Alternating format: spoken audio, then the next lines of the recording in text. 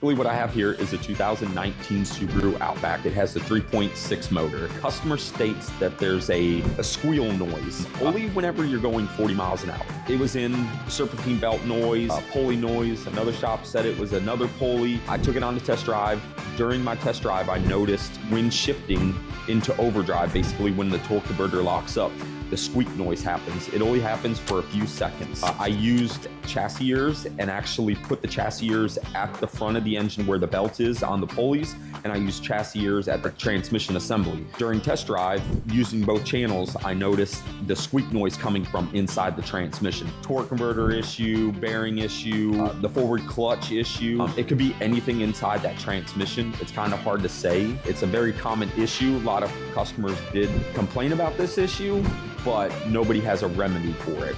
Basically, we're having to get into the transmission or send it to Subaru for replacement of transmission assembly.